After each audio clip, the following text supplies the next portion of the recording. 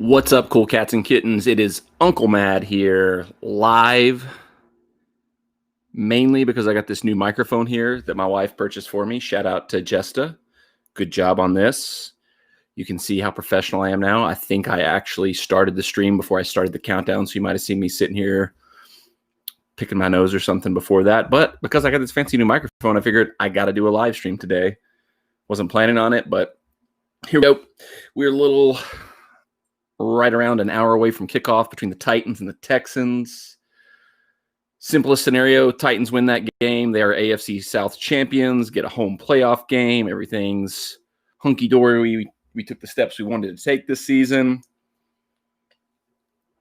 Although we're currently looking at a situation where we could have a playoff spot clinched up before we even kick off.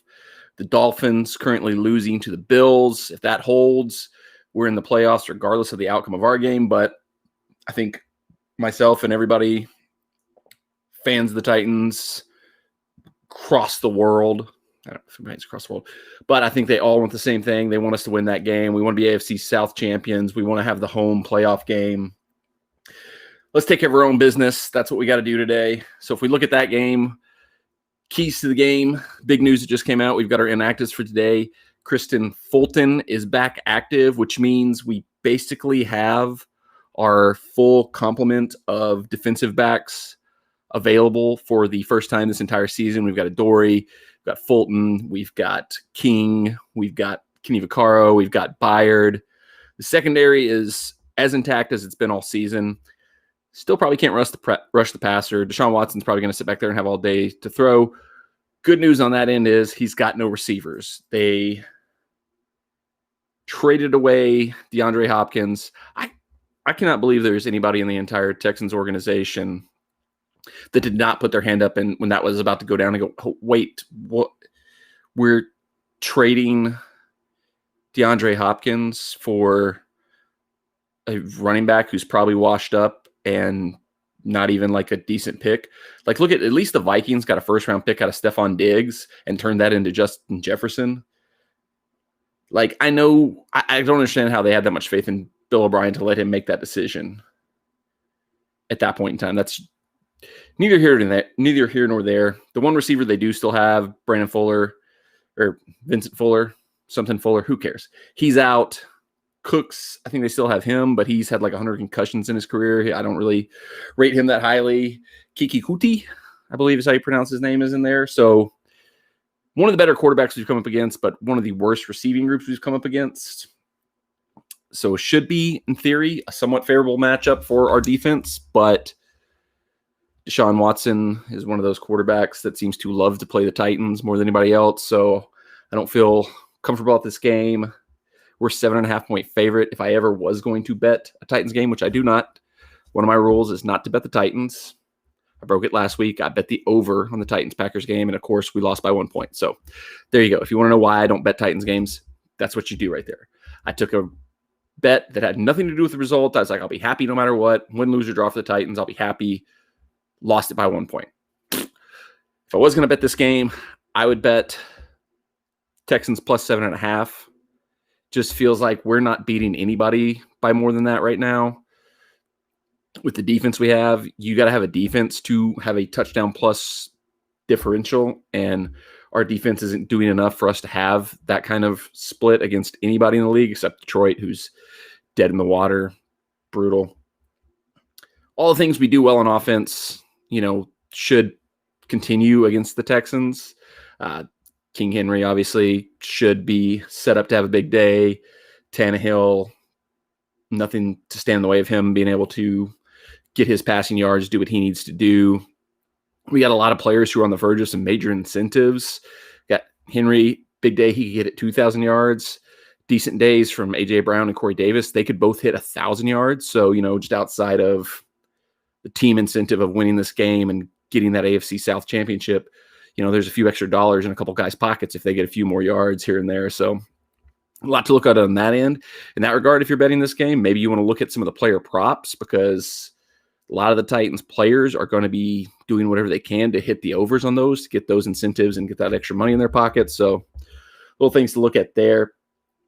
Ultimately, the key to the game for the Titans, I said this kind of like in a preview of last week's game. The common denominator between the losses for the Titans this season has been when we've got off to a slow start. We don't do well playing from behind if we get too far behind, unless it's against a bad team. Like we were behind against the Texans the first game, but they're bad, so we were able to make it come back from behind. But the 5 losses we've had, all the other team jumped on top of us. Our offense didn't get into rhythm out of the gate. We couldn't quite find the rhythm until it was too late. Packers game, even another example of that. We seemed like we found a little bit of life, like there was going to be a spark. Maybe we could come back. But it got dashed out like that because we were just too far behind, couldn't get it back together. So key's the fast start. Arthur Smith has been very good about, scripting the early games. I think that's one of his most successful things as an offensive coordinator is his ability to get that little first, 15, 20 play script in. But if teams break that up, if that doesn't go the way he plans it, he hasn't always adjusted well. He hasn't always been able to get the offense into rhythm when those first, couple plays don't work. So that's what we got to look for today. We got to hope we get those first 10, 15, 20 plays clicking the way we've drawn them up and kind of build up from there, kind of build a lead, kind of go strong. I think Deshaun Watson's going to cook against us no matter what we do. He just always does. We never seem to do well against him. He always seems to have good games against us. So it's going to be on the offense to stay ahead of him, to make him have to get crazier, because the crazier he gets, that's where he starts to struggle a little bit. That's where he'll take some sacks he doesn't need to take. That's where he'll run, take some hits he doesn't need to take.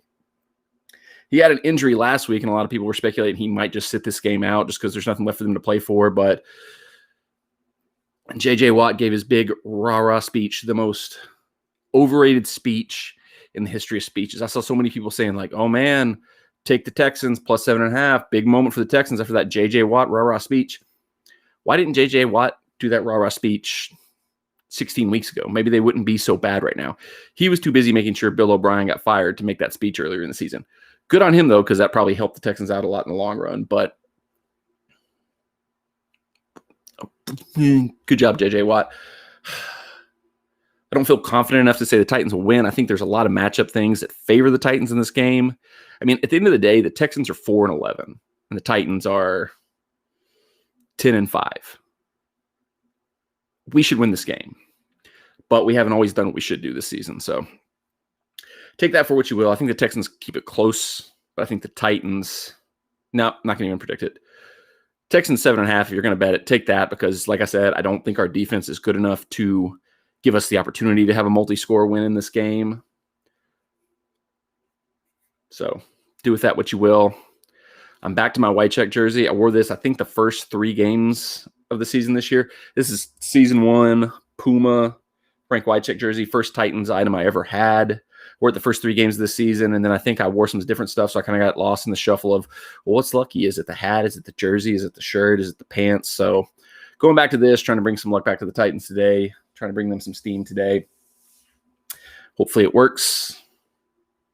Maybe this will get a little spark in the tight end room. Jonnu Smith's been quiet the last few weeks. A big day from him could go a long way, but excited to watch that. I'll probably be checking in, watching Titan Anderson. He's a YouTube streamer who streams all the Titans games live. He does play-by-play. It's really fun to watch because he, has great reactions to all the crazy plays and stuff like that. So if you're looking for something to watch on YouTube along with the game, check him out. Titan Anderson, not hard to find. Really entertaining guy, so check that out. I'll be tuning into him while I watch the game. But other things I'll be tuning into, obviously, a lot of betting action going on today. Let's look at where we're at right now. Let me pull up what I've got so far, kind of look over what we got in the early games. All right, so early games, I had 3 standalone bets. I had Tampa -7, Baltimore -13, Vikings -4, Baltimore, Tampa Bay. Baltimore looks like comfortable. Joe Mad made that his pick of the day, so hopefully you rode with him because that looks like that's going to be an easy winner. They're up 38-3 over the Bengals. Tampa Bay was pretty comfortable early on against Atlanta, but now it's close. It's 23-20. I don't like that. Vikings and Lions, that game has been back and forth all day. There's been times where the Vikings got up and I felt like, oh, that's a winner, and then the Lions have come back. It's 31-29 right now. All these games are kind of right around the start of the fourth quarter, so could be 3-0, could be 1-2. I have a hard time seeing that Baltimore one losing the way it's going right now. I also put in a 4-way teaser because I want to have action on all the games because it's last week of the season. I just thought it'd be fun to have some kind of action on every game. So the games I didn't have an individual bet on, I put together as a 4-way teaser because I didn't like any of those lines. So I was like, let's tease them. Let's get them to something that I like more. Not great. They're all going well. I had teased the Jets to +9, teased Dallas to +4.5, teased Pittsburgh to +15.5. All those are hitting right now, except the last little leg of that was Miami teased to +3. They're getting absolutely demolished by the Bills. Now, I've rode the Bills to a lot of money the last couple of weeks. They've been one of the easiest bets, one of the easiest teams to bet and cover the last few weeks.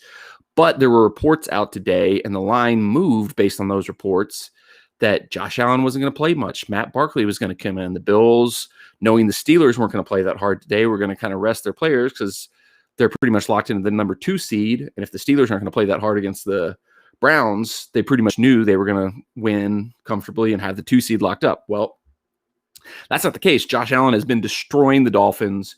Tua has looked like rookie Tua, who I don't know. I don't know what's going on there.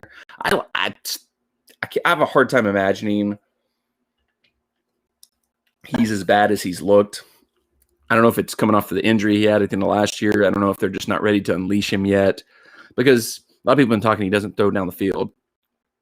But I don't see them trying to make him throw down the field. It looks like it's a lot of design, short, quick, easy reads. It's the easy comparison, but it kind of reminds me of a lot of the stuff that we started out with Mariota, where we're trying to simplify things, make it easy for him. And then he got hurt every time we were kind of getting ready to unlock him. So who knows what's going on down there. Looks like that's going to be a losing bet. But the good side of that is if that holds, if the Dolphins lose, the Titans are in the playoffs. That locks them into the playoffs no matter what happens in our game. So good for us in that regard. Bad for my bet. I feel like I was giving some false information. Maybe the sources that said Matt Barkley was going to play more than Josh Allen are in Vegas who set the lines. I don't know. I'm not saying. I'm just saying. But so that's good for the Titans. Bad for my bet. Doesn't matter. I was kind of holding off on a late slate. I wanted to see how my early games did because some of the lines, some of the bets could have changed. Like if some certain things were locked in, it might change how some teams played.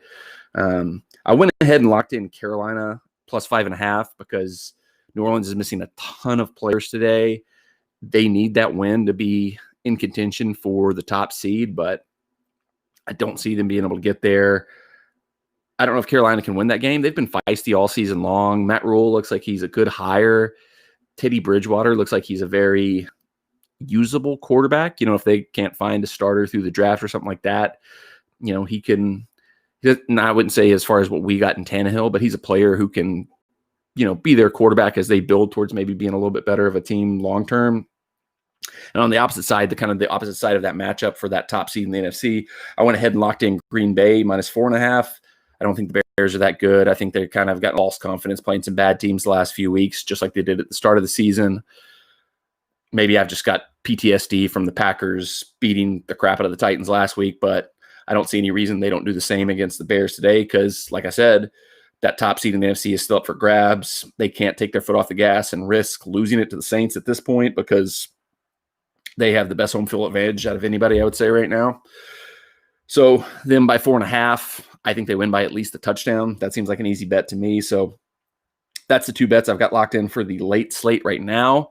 I figured it'd be fun to kind of look at what the lines are live for the rest of the late games right now. Maybe see what I want to add, you know, because I'm definitely going to try to do what I did with the early slate, you know, whether it's together a random parlay or a teaser or something. I kind of want to have action on everything late game with the exception of the Titans because we don't bet Titans and Colts. Don't bet the rivals. Don't bet your team. Those are the rules. So let's pull it up. I'm going to pull up DraftKings. I've been using DraftKings this week. I have money in all of the books that are legal here. DraftKings, Action 24/7, BetMGM, FanDuel. FanDuel's been down all day for reasons that are unclear, but I had a boost of 20% profit boost on every game that I bet through DraftKings today on NFL. So I've been using it primarily because FanDuel was down. BetMGM didn't have any kind of odds boost or anything that was more interesting than that 20% on DraftKings. So I've been running with that all day. So let's log into DraftKings. Let's see what the lines look like for the late game. I'm going to go straight to where's the one I want to look at the most? Rams and Cardinals is one that I've wanted to look at a lot all day. I think a lot of people have soured on the Rams because they kind of farted their way down the stretch the last couple of weeks. Now Jared Goff's out, but Jared Goff has kind of been the main reason they sucked the last couple of weeks. The Cardinals have not been much better. So when you got two teams that are kind of dwindling to a dead start, both teams kind of falling apart down the stretch, my instinct tells me take the better coach. And I saw a stat that something like Sean McVay has never lost to the Cardinals as coach of the Rams. It's basically down to a pick 'em right now. I'm going to take Rams money line. It's at minus 103. Add that 20% profit boost. That brings it up to plus 118. Put a unit there. Boom. We've added one pick to the late slate there. What else do we have on the late slate? Titans, Texans, not doing anything there. Saints already locked in. Packers already locked in. Chargers, Chiefs. Chargers are almost up to a touchdown favorite. Mahomes isn't playing. They got everything locked up. There's no reason for them to play much there. But the Chargers are just such a mess. Like, who knows if they can put enough together to win by a touchdown, even against like backups and stuff. I don't know. That might be something we just throw into a teaser or some kind of weird parlay or something like that. Seahawks, 49ers. Seahawks are a touchdown favorite there. 49ers have been the most unpredictable team in the league this season. Seems like the weeks they look like they're going to do their worst, that's when they do their best. I don't know. Maybe we put those two games together somehow. Jags, Colts, not bet anything there. Raiders, Broncos. My gut tells me Raiders, but I've seen a lot of stuff. A lot of people are leaning towards Vegas or leaning towards the Broncos there. There's a lot of maybe those three go together. Let's do those three together somehow. Let's see here. Let's see what a tease would do there. Let me try to see what a tease. I'm going to do a tease of the Broncos, Seahawks, and Chargers. Let's see, a tease. All right, so a tease would be plus 128, so we're plus money. Takes Broncos up to a plus 8.5. Seahawks down to -1. Chargers down to -5. I like that a lot better than the actual lines on their own, so that's what I'm going to do there. I'm going to lock that in. So that gives us action on all of the 3 o'clock games. Place bet. All right, cool. We're locked in there. Night game. So if I understand the way things have worked out correctly, let's look at the score. What's the live score on that game? Dallas. What's the score? Start of the fourth quarter, Dallas is trailing 20-16. Winner of that game wins the NFC East if Washington loses tonight. I've already got Washington in a parlay that I put together a little bit earlier in the week. This was a FanDuel boosted parlay. Washington, Dallas, Cleveland, all to win.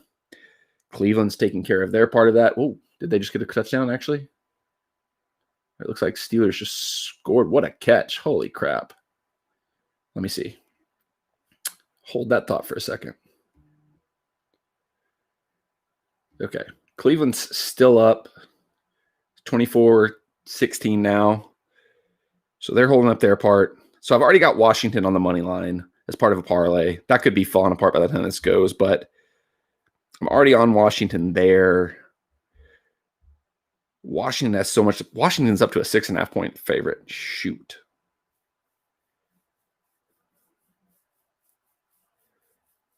Crap. I wish I would have got that on that a little bit earlier because I know they were anywhere from 3 to 4.5 throughout the week. They've jumped up to 6.5. That's a huge leap. I don't know if that's just because the Eagles are completely checked out now because Carson Wentz has decided he's asking for trade. I'm going to throw this out there. I've tweeted this out there before, but I want to make sure this take is on the record. I am terrified of a scenario where Carson Wentz gets traded to the Colts because I think more and more it seems like the real brains behind the Eagles Super Bowl championship was Frank Reich. Like, he has been so good with like terrible quarterbacks pretty much ever since he got to Indianapolis. And it's like, I can see how this guy won a Super Bowl with Nick Foles, who has been terrible ever since then. How he had Carson Wentz playing like an MVP, and he's been terrible ever since Frank Reich left. There's a lot of speculation that Phillip Rivers could retire after the season, go into TV, which would put the Colts in the market for a quarterback. I don't like the idea of that reunion. That could be bad news. Bad news. I don't like this situation that we're looking at coming into the AFC South next season. We're likely going to have Trevor Lawrence with the Jaguars, Deshaun Watson with the Texans. I don't know how likely it is, but I can totally envision it happening. Carson Wentz reuniting with Frank Reich and the Colts, which I think that gets Carson Wentz back in a good situation, a guy who can get him back to his MVP status. Not great. And then we have Titans, Tannehill. I've seen some people saying he's the best quarterback the Titans have ever had. I don't know that that's true. I can't put him past McNair. There's no way I can put him past McNair. I mean, McNair was unbelievable. And if McNair had the talent around him that Tannehill has, and even Vince Young. Vince Young, I think, is the most talented quarterback we've had, but he just was a head case, and we never had the right talent around him. So I think I still see Tannehill kind of more. He's better than Kerry Collins. I don't want to say that. I don't want that to be the comparison, but I think he's in a situation like Kerry Collins where he's a good, solid veteran quarterback who came into a good situation and has played well. I'm not ready to jump on the take of Tannehill is the best quarterback of the Titans era. There's no way I can put him ahead of McNair. I've heard people say that. I can think that's a fair argument because he's probably been, outside of the playoffs last year, a more traditional quarterback, a more traditional passing quarterback than McNair was outside of like the last 2 to 3 years, the MVP season that McNair had, obviously. But McNair never had an A.J. Brown. He never had a Corey Davis. He never had, he had Eddie, but by the time we really started to let Steve throw the ball, Eddie was kind of waning a little bit. So it's a little bit different. Steve wasn't given the opportunities when Eddie was at his prime. We were just going to run the ball 50 times a game, no matter what then. So it's a little bit different scenarios. I still think Steve's the best quarterback we've had. I don't think there's any doubt about that, but there are people who have thrown doubt on that. Needless to say, but it is what it is. So we've got bets locked in for all the 3 o'clock games. I don't know what to do with the primetime game. I might just, if Dallas can come back and complete that leg of the parlay, I might just write out that parlay with the Washington money line. If Dallas loses, I'll probably do something with that. I mean, Washington, one way or the other, feels like they should win that game. Alex Smith is coming back. They got their top receiver, Terry McLaughlin. I don't know how to pronounce his name. He's going to play. Philadelphia is just dead in the water, but, there is the element of Jalen Hurts is kind of, he's not locked in to be their starter. He's just kind of the guy that came in because they had no other choice at this point with how bad Wentz has been. So he's playing to prove himself. There are reports out that they've already decided they're not going to make a coaching change. But, I think Peterson's still got to, if they get killed tonight somehow, I think that might turn some heads, might change some thoughts about that. So Peterson's at least got to put up a fight to make sure to secure his position as the coach for next year. So I don't know that it's a touchdown game for Washington, especially just because it's not like they're good. It's not like if they win the NFC East, it's going to be because they're the best of a bad bunch of teams. So I'll wait and see what happens with the Dallas game. If Dallas comes back and wins, and I've still got that money line Washington leg of the parlay in play, I might just ride that out. But whatever I do, I will tweet it out. I always try to tweet my picks out as long as I can remember to do it. I try to tweet out my thoughts throughout the Titans game. So if you're watching this on YouTube, you can go follow my Twitter account at Uncle Mad, Uncle_Mad, Mad with 2 Ds, just like it looks like here on YouTube. If you're watching this on Twitter, that means you're either already following me or you somehow randomly stumbled upon this. I don't know how that would happen, but thank you for watching. I'm going to watch out the rest of these games, see how my bets play out, see if I want to add anything else throughout the day. But like I said, follow me on Twitter to see if I add anything, see what I do. Hopefully this microphone worked. I have no idea if this worked or not. Can you hear me? Can you hear me? Can you hear me? I think it is because I can see a little green thing moving on my screen that indicates it's picking up my sound. So, and thank you to my wife for this microphone. It led to this live stream. Further proof she supports my budding career as a producer of content that 2 to 3 people watch. So thank you to my wife. She's the best. Number one, go Titans, tighten up, and go all the teams that I bet on.